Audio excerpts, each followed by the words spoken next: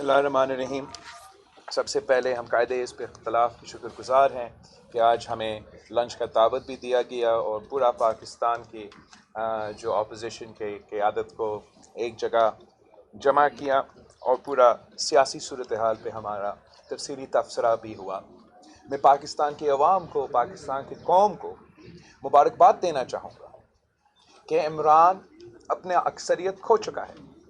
طریق انصاف کا حکومت تقریباً ختم ہو چکا ہے۔ یہ پاکستان کی عوام کی جیت ہے، یہ پاکستان کی جیت ہے کہ ہم جمہوریت کی بحالی کی طرف بڑھ رہے ہیں۔ عمران اپنا شکست دیکھتے ہوئے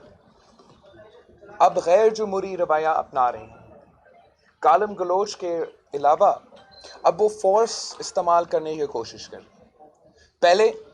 پارلیمان کے لاجز پہ حملہ ہوا، پارلیمان کے ممبرز پہ حملہ ہوا، یہ جمہوریت پہ حملہ تھا، یہ پارلیمان کے پہ حملہ تھا، اور پارلیمان کے لاجز نیشنل اسمبلی کا حصہ ہے، یہ نیشنل اسمبلی پہ حملہ تھا۔ وہاں نہیں رکا، پھر وزیر اعظم صاحب نے سندھ ہاؤس پہ حملہ کر کے وفاق پہ حملہ کیا اور دھمکی دے رہا ہے کہ اگر وہ نہیں کھیل سکتا وہ کسی کو نہیں کھیلنے دے گا، اور جو سازش وہ پکانے کی کوشش کر رہا ہے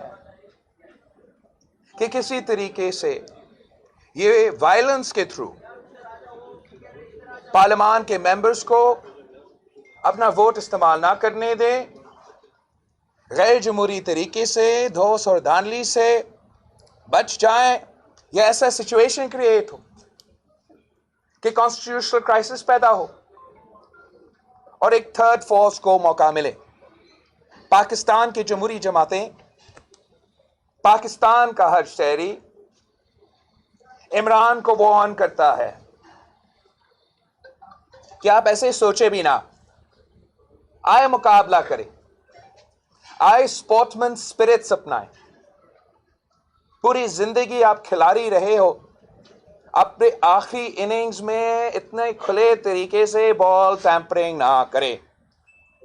172 دکھائے یا گھر چلے جائے، آخری وارننگ۔ میں اسپیکر نیشنل اسمبلی کو وارن کرنا چاہ رہا ہوں، آپ اسپیکر رہے، یہ بھی آپ کی آخری دنوں کی بات ہے۔ آپ کی کردار تاریخ میں لکھا جائے گا۔ جو آپ کا سٹیٹمنٹس ہے وہ نامناسب ہے، جو آپ نے پی ٹی آئی کے میٹنگز میں حصے لیے ہیں وہ اسپیکر کی عہدہ کا توہین ہے۔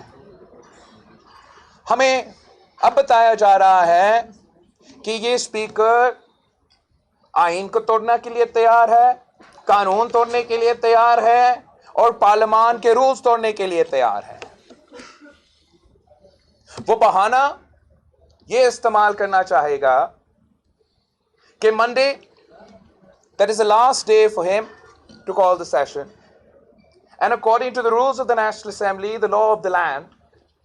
is the day that the no confidence motion must start. وہاں اگر اسپیکر کی غیر جمہوری سوچ آ رہا ہے کہ آپ رولز کا خلاف ورزی کریں گے،